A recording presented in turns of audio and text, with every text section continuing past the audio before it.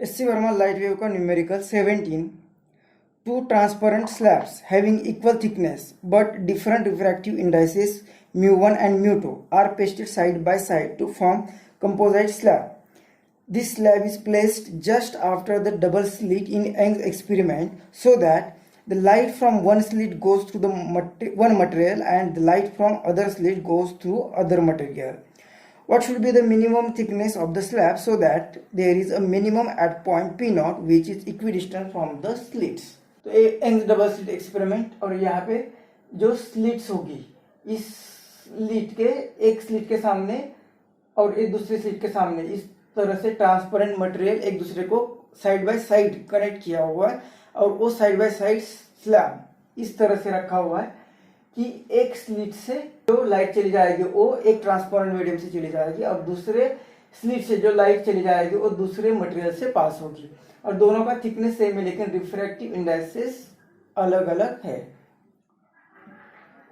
तो हमें कहा है कि अब इसका थिकनेस मिनिमम थिकनेस कितना होना चाहिए ताकि इस सेंटर पर यहाँ पे मिनिमा प्रोड्यूस होगा। P0 दिया हुआ है और इसका यहाँ पे मिनिमम चाहिए। अब यहाँ पे मिनिमम चाहिए इसका मतलब मिनिमम इंटेंसिटी कब होगी, तो यहाँ से जो लाइट आ रही है और यहाँ से जो लाइट आ रही है दोनों में पार्ट डिफरेंस और इंटीग्रल मल्टीपल होना चाहिए। तो फॉर मिनिमम इंटेंसिटी जो पाथ डिफरेंस होना चाहिए वो पाथ डिफरेंस और इंटीग्रल मल्टीपल ऑफ λ/2, मतलब ये λ/2 हो सकता है, 3 λ/2 हो सकता है, 5 λ/2 हो सकता है, इस तरह से। लेकिन अब हमें यहाँ पे वो मिनिमम थिकनेस चाहिए। मिनिमम थिकनेस के लिए हम यहाँ पे मिनिमम पार्ट डिफरेंस ही लेंगे। अब यहाँ पे दो रिफ्रैक्टिव इंडेक्स है तो इस टाइप के न्यूमेरिकल हमने किए। प्रीवियस न्यूमेरिकल इसी तरह के न्यूमेरिकल थे कि यहाँ पे एक स्लिट है, यहाँ पे एक स्लिट है, यहाँ पे स्लिट होती है तो ये सेंटर पॉइंट शिफ्ट होता है और इसके कारण फिर वो वापस शिफ्ट होता है। तो वहाँ पे टोटल पार्ट डिफरेंस जो होगा, total path change, optical path change due to a combined transparent material, due to combined to transparent material के कारण, ड्यू टू मटेरियल जिसका रिफ्रैक्टिव इंडेक्स μ1 और μ2 है। तो वो कितना आएगा पाथ चेंज, इसे डेल्टा एक्स लिखते हैं।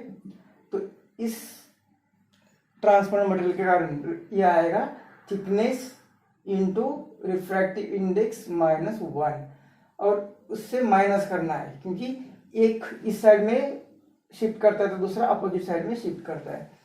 दूसरा टी दूसरे मटेरियल का रिफ्रैक्टिव इंडेक्स -1, इतना पाथ चेंज आएगा, ये डेल्टा एक्स।